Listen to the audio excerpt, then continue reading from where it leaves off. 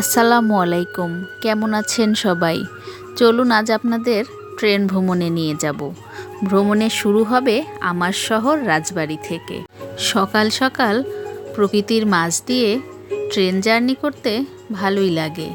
কখনো রোদ, কখনো বৃষ্টি, আবার শীতকালে কুয়াশাচ্ছন্ন। দেখতে দেখতে আমরা একটা স্টপেজে চলে এলাম। এখানেও অনেকে অপেক্ষা করছে, কেউ উঠবে, কেউ নেমে যাবে। এই স্টেশনটাতে প্ল্যাটফর্মের কাজ হচ্ছে।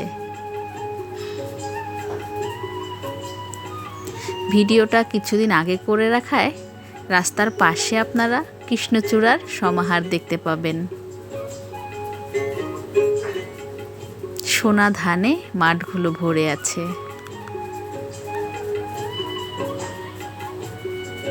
কতই না অপরূপ সুন্দর আমাদের বাংলার প্রকৃতি।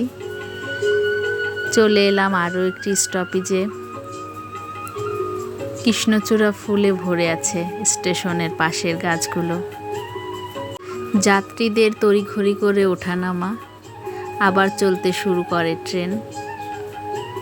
আমার চোখ তো শুধু কৃষ্ণচূড়াতেই আটকে ছিল।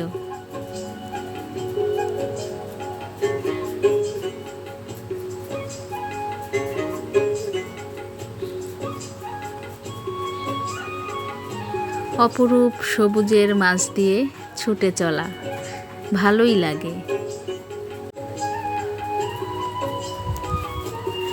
আরও একটি স্টেশনে চলে এলাম। এখানে অনেকেই হয়তো অন্য কোনো ট্রেনের অপেক্ষায় বসে আছে।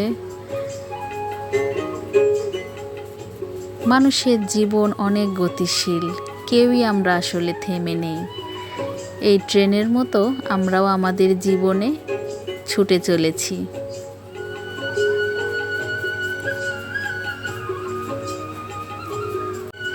সবুজ পরিবেশের কারণে আমার তো প্রতিদিনই জার্নিটা ভালোই লাগে। ক্লান্তিবোধ হয়তো কম হয় এই সবুজের জন্যই।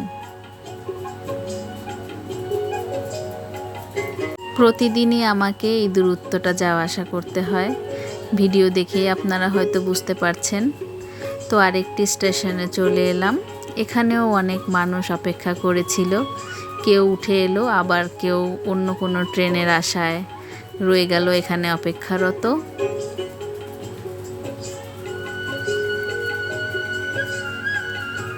প্রতিদিনই আমরা একসঙ্গে ট্রেনে চলাচল করি, শত শত মানুষ, কিন্তু সবার জীবনের কাহিনী কিন্তু আলাদা।